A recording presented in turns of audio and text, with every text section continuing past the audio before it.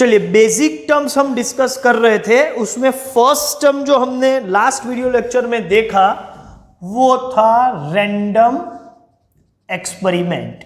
ठीक है, मैं ये एडवाइस दूंगा कि जो भी स्टूडेंट ये सेकेंड लेक्चर या सेकेंड वीडियो देख रहे हैं, उससे पहले सपोज आपने फर्स्ट वीडियो लेक्चर नहीं देखा हो तो उसको रिफर कर लो, उसके बाद ये वीडियो देखो। ठीक है, तो रैंडम एक्सपेरिमेंट का डिस्कशन हो चुका था।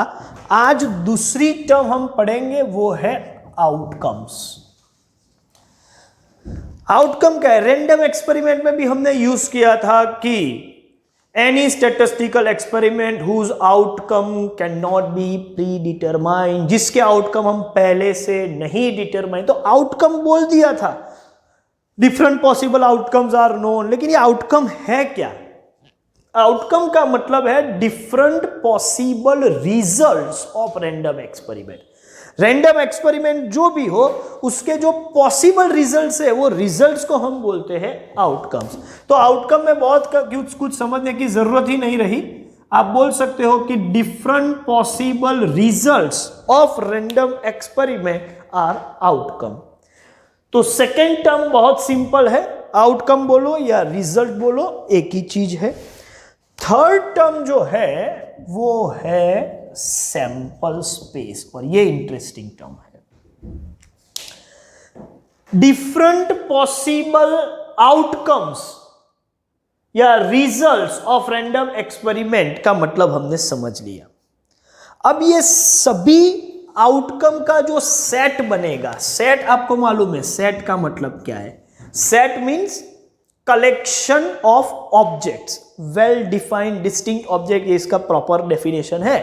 तो कलेक्शन ऑफ ऑब्जेक्ट मतलब set of all possible outcomes of what? Of random experiment is sample space. तो सैंपल स्पेस में क्या होगा? Set of all possible outcome. जैसे कि डाई रोल करते हैं तो पॉसिबल आउटकम क्या है? आप बोलोगे सर पॉसिबल आउटकम है 1 2 3 4 5 6, और इनका जो सेट है, ये सेट मतलब ऐसे हम कर्ली ब्रैकेट में इसको लिखते हैं, कर्ली ब्रैकेट में, तो उसको हम बोलते हैं सेट। तो ये जो सेट है ऑल पॉसिबल आउटकम्स का, ठीक है, रैंडम एक्सपेरिमेंट के हर पॉसिबल आउटकम का ये जो सेट है, ये सेट को हम बोलते हैं sample space, and it is denoted by S और यू भी लिख सकते हैं, एस भी लिख सकते हैं। ठीक है, तो जैसे ज्यादातर रेफरेंस बुक यू या एस में से कोई एक लेगा, लेकिन जैसे हम फाउंडेशन या बीकॉम में पढ़ रहे तो एस नोटेशन का यूज करते हैं, लेकिन 12th स्टैंडर्ड में हम यू नोटेशन का यूज करते हैं। ठीक है, कोई भी नोटेशन ले लो, दोनों एक ही चीज है। सपोज हम कॉइन टॉस करते हैं तो पॉसिबल आउटकम क्या है? तो आप बोलोगे सर हेड और टेल, तो ये हेड और टेल का जो सेट बना, ठीक है, ये हो गया sample space. Set of all possible outcomes, set of all possible outcomes of random experiment is sample space. Sample space is denoted by S or U. S और U equals to 1 2 3 4 5 6 या HT, हर possible outcome जो है उसका set, इसको बोलते हैं sample. Number of outcome, जैसे इसमें कितने आउटकम है तो आप बोलोगे 6 आउटकम है, तो इसको हम बोलेंगे n of S equal to 6, या आप बोलोगे n of U equals to 6, यहां आप बोलोगे n of U equals to 2, क्योंकि 2 पॉसिबल आउटकम है। तो number of outcomes forming the sample space is denoted by n of s या n ऑफ u से हम उसको डिनोट करेंगे। तो सैंपल स्पेस का पूरा डिस्कशन हो गया। रैंडम एक्सपेरिमेंट क्या है वो पहले डिस्कस कर लिया था, आउटकम क्या है और सैंपल स्पेस क्या है, ये 3 पॉइंट आज हमने फिर से, तो ये पूरा 1 2 3 जो है मैं इसको समराइज कर दूं, और बाद में हम सबसे इंपॉर्टेंट नेक्स्ट टर्म पे जाने वाले हैं। तो पहले एक काम करते हैं कि इस सब का समेशन या समरी ले लेते हैं, देखते हैं। Random experiment. What is random experiment? तो मैंने आपको बताया था कि ऐसा एक्सपेरिमेंट जिसका आउटकम पहले से आपको पता नहीं है, और पॉसिबल आउटकम्स मालूम है लेकिन एग्जैक्ट क्या है नहीं पता है, और जो भी आउटकम आएगा उसके लिए कोई रीजन नहीं दे सकते। ठीक है, चांस उसका रीजन है या रैंडमनेस उसका रीजन है। Rolling a die, tossing a coin, ये सब उसके एग्जाम्पल है। आउटकम का मतलब है different possible results of random experiment, और ये सभी आउटकम का जो सेट बनेगा, set of all possible outcomes of random, उसको बोलते हैं sample space denoted by S और U, and number of outcome forming the sample space is denoted by N of S या एन ऑफ यू। चलिए, तो यहां तक का डिस्कशन हो चुका है। अब सभी टर्म में से अब सबसे इंपॉर्टेंट नेक्स्ट टर्म हम पढ़ने जा रहे हैं, और वो है इवेंट। देखते हैं क्या करेंगे उसमें। चलिए, तो नेक्स्ट टर्म है इवेंट। हमने 3 टर्म जो पहले पढ़ ली, उसके बाद ये काफी, ये सभी में सबसे इंपॉर्टेंट अब तक की जो टर्म है वो है इवेंट। अब कंफ्यूजन है कि सर इवेंट क्या है। मैं आपको पूछूं कि इवेंट आप किसको बोलते हो, तो सबके अलग अलग ओपिनियन होंगे, लेकिन इन जनरल एक चीज बहुत कॉमन है। क्या आप बोलोगे सर हैपनिंग और नॉन हैपनिंग?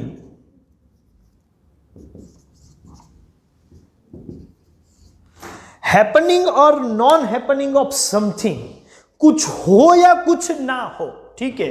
हैपनिंग और non happening of something is event, ये सबको मालूम है, हाँ बराबर है। इसी को हम इवेंट बोलते हैं। जनरल लैंग्वेज में यही है कि कुछ हो या कुछ ना हो, हैपनिंग और नॉन हैपनिंग ऑफ एनीथिंग और समथिंग इज इवेंट, तो वो तो बराबर है। लेकिन प्रोबेबिलिटी पढ़ने के लिए हम एक स्पेशल सेंस में उसको लेके चलेंगे। प्रोबेबिलिटी पढ़ने के लिए यही चीज हम अलग तरीके से समझेंगे, मैटर वही है, ठीक है। तो यहां पर इवेंट को क्या बोलेंगे? यहां इवेंट को बोलेंगे टेक्निकल मैथमेटिकल लैंग्वेज में any subset of sample space is event. Any subset का ये मतलब हुआ कि हैपनिंग और नॉन हैपनिंग, हाँ हो गया, ऑटोमेटिकली हो गया।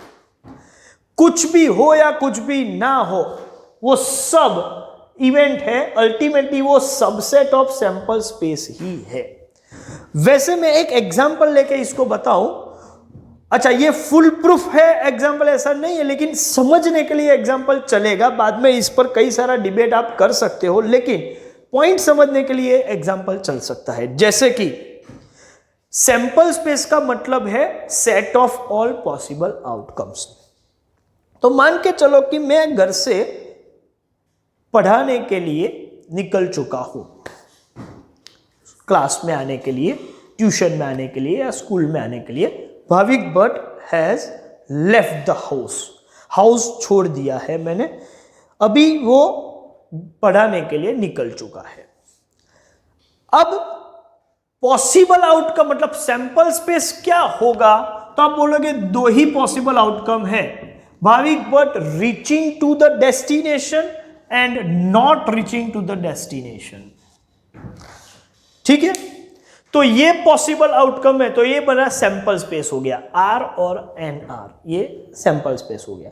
सैंपल स्पेस मतलब set of all possible outcomes, तो ये ही 2 पॉसिबल आउटकम है। अब एक इवेंट बन जाती है कि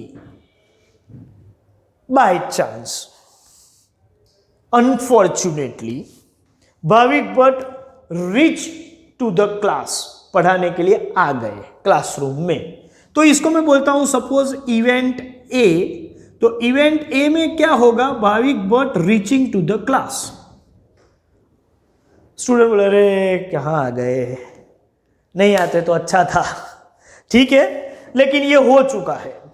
तो इसका ये मतलब हुआ कि happening of something reaching to the class.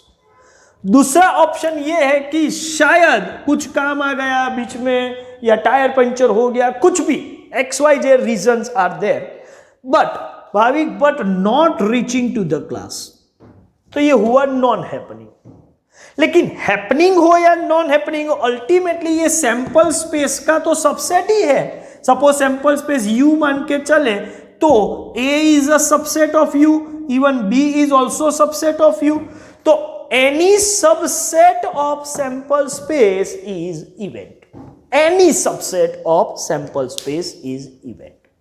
तो इसका यह मतलब हुआ कि हैपनिंग और नॉन हैपनिंग की ही बात है, लेकिन आप बोल सकते हो कि इवेंट का मतलब होता है any subset of sample space. तो हम इस तरीके से, मतलब सैंपल स्पेस के कुछ आउटकम मिलके या सभी आउटकम मिलके आप जो सेट फॉर्म कर रहे हो वो सेट डिनोट करता है इवेंट को।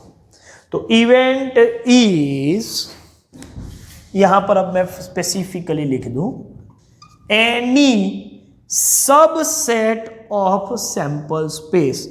मान के चलो कि ये आपका सैंपल स्पेस है, S लिखो या U लिखो, ठीक है, जो भी लिखना है, और उसके अंदर ये उसका सबसेट है, ये सबसेट को लेके चलो, ये है इवेंट A।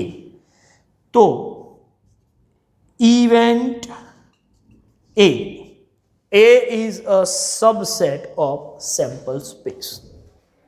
अब जब सबसेट की बात निकली ही है तो दूर तक जाएगी, मतलब सबसेट जो है उसके कुछ बेसिक रूल है। सेट के रूल्स हमने पढ़े हुए हैं, बहुत पहले पढ़े थे, शायद भूल गए होंगे, लेकिन सबसेट का एक बहुत ही इंटरेस्टिंग रूल है, और वो है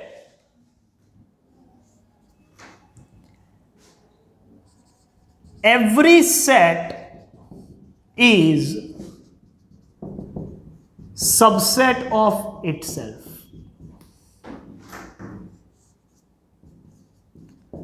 Null set is subset of every set.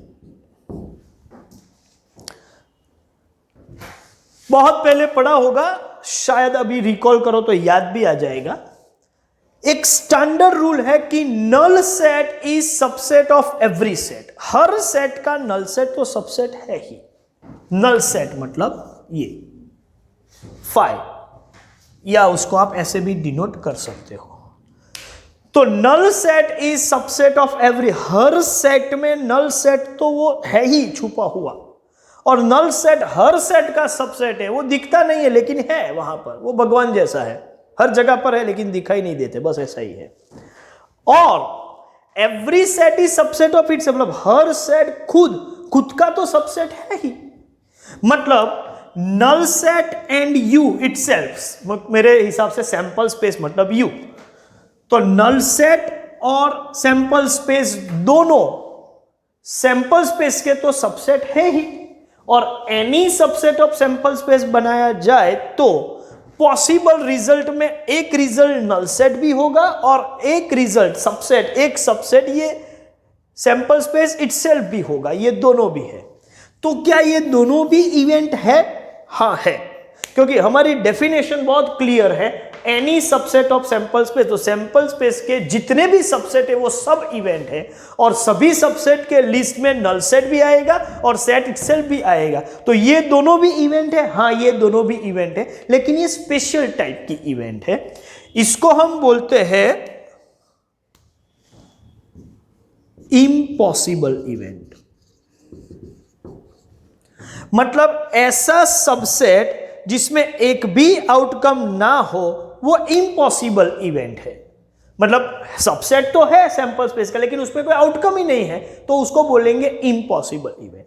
और ऐसा सबसेट जिसमें सभी आउटकम है सैंपल स्पेस के, मतलब सैंपल स्पेस इटसेल्फ सभी आउटकम है, तो ये हो जाएगा सर्टेन, और यू कैन से श्योर इवेंट। सभी आउटकम आ गए तो श्योर इवेंट। ठीक है, हम एग्जांपल लेके चलते हैं। जैसे कि मेरा सैंपल स्पेस है रोलिंग ऑफ डाई के लिए, पॉसिबल आउटकम्स है 1 2 3 4 5 एंड 6। अब रूल के हिसाब से any subset is sample space और any subset of sample space is event. तो हम कुछ सबसेट डिजाइन करते हैं, जैसे कि odd number appears on the face of die, तो ये इवेंट ए हो गया। ऑड नंबर मतलब कौन से आएंगे 1 3 5। दूसरा इवेंट में बना रहा हूं, मान के चलो कि even number appear on the face of die, तो आएगा 2 4 6। एक इवेंट में बना रहा हूं, number appear on the face of die is multiple of 3, जिसमें आप बोलोगे कि सर 3 and 6 आएगा। तो 1 3 5 लिखो, 2 4 6 लिखो, 3 6, अल्टीमेटली ये सब क्या है, सैंपल स्पेस के सबसेट ही है, तो ये सब इवेंट है। फिर मैं ऐसा बोलूं कि number appear on the face of die is 2, ठीक है, तो ये एक आउटकम है, लेकिन ये भी अल्टीमेटली यू का तो सबसेट है, तो ये भी इवेंट है।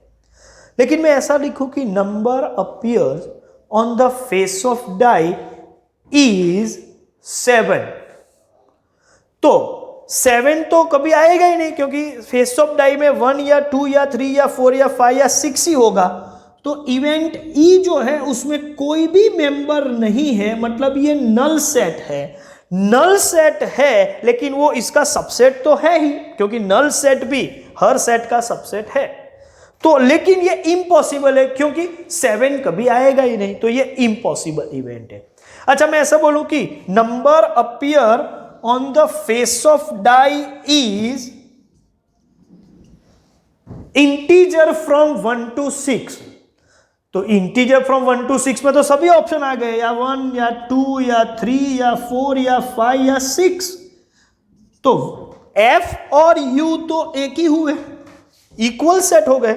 इसका मतलब ये भी है तो सबसेट, लेकिन ये सर्टेन है। हाँ भाई, इंटीजर 1 to 6 में तो कुछ ना कुछ आएगा ही आएगा, मतलब ये इवेंट तो डेफिनिट होने वाली है, डेफिनिट इवेंट है, सर्टेन इवेंट है, श्योर इवेंट है। तो इवेंट में स्पेशल 2 इवेंट मैंने आपको बताई, impossible and certain.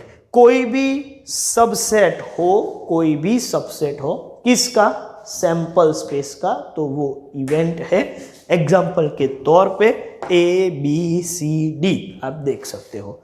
Special case में देखा जाए तो और भी 2 है, null set and set itself, मतलब सैंपल स्पेस खुद। नल सेट है तो इम्पॉसिबल इवेंट, आप इवेंट E को देखो। सर्टेन या श्योर इवेंट है तो इवेंट F को देखो, जिसमें पूरा U ही आ गया। तो ये इवेंट का जो बैकग्राउंड है वो मैंने डिस्कस किया, लेकिन अभी मैं थोड़ा ज्यादा डिस्कस करूं तो स्पेशल टाइप की जो ये 2 इवेंट है उसके अलावा भी 2 कैटेगरी है। वो 2 कैटेगरी है, उसमें हम बोलते हैं simple event and composite event.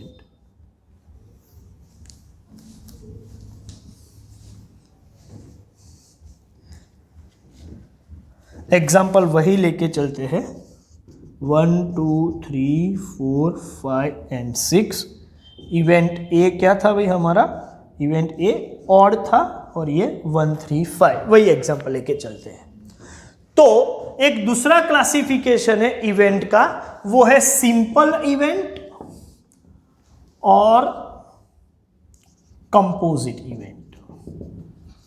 अच्छा, कंपोजिट बोलो या कंबाइंड बोलो, वो एक ही चीज है। जो इवेंट में सिर्फ एक ही आउटकम है उसको हम बोलेंगे सिंपल इवेंट। सिंपल मतलब इवेंट कंसिस्टिंग सिंगल एलिमेंट या सिंगल आउटकम। जो इवेंट में एक ही आउटकम है, ठीक है, उसको हम बोलते हैं सिंपल इवेंट। और जो इवेंट में मोर देन 1 आउटकम है, सिंगल नहीं, एक से ज्यादा, तो वो कंपोजिट या कंबाइंड इवेंट है। तो बहुत सिंपल है भाई, जो इवेंट में सिर्फ एक आउटकम हो, the event comprise of single outcome in it is simple event. The event comprised of your composed of और consisting more than one outcome is composite event और कंबाइंड इवेंट. अच्छा, तो इस तरीके से हुआ पूरा सेटअप. क्या हुआ? ये सभी डिस्कशन के हिसाब से, मतलब यहां इवेंट डी सिंपल इवेंट है, बाकी ये जो है वो कंपोजिट है. तो मैं इस तरीके से लिख सकता हूं, नंबर ऑफ आउटकम्स के हिसाब से जो इवेंट में एक भी आउटकम नहीं है, जीरो आउटकम है, वो होगी इम्पॉसिबल इवेंट. एक ही आउटकम है तो वो होगी सिंपल इवेंट. एक से ज्यादा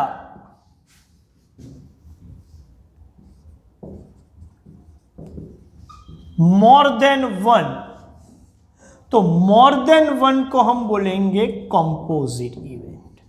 और मोर देन वन का एक स्पेशल केस है, ठीक है, not all and all outcome. एक से ज्यादा आउटकम है लेकिन सभी नहीं है, जैसे कि एक से ज्यादा है 1 3 5 2 4 6, तो नॉट ऑल आउटकम. और एफ में ऐसा है कि एक से तो ज्यादा है और ऑल आउटकम है. नॉट ऑल है वो तो कंपोजिट को हम कंपोजिट ही बोलेंगे, कोई अलग नाम नहीं है. लेकिन ऐसी कंपोजिट इवेंट जिसमें ऑल आउटकम्स आ गए उसको हम बोलेंगे श्योर या सर्टेन इवेंट. तो इस तरीके से आप बोल सकते हो, ऐसी इवेंट जिसमें एक भी आउटकम नहीं है, इम्पॉसिबल इवेंट. ऐसी इवेंट जिसमें सिर्फ एक आउटकम है तो सिंपल इवेंट. ऐसी इवेंट जिसमें एक से ज्यादा आउटकम है वो कंपोजिट. और उसमें ऑल आउटकम्स आ गए तो वही कंपोजिट को हम बोलेंगे श्योर या सर्टेन इवेंट.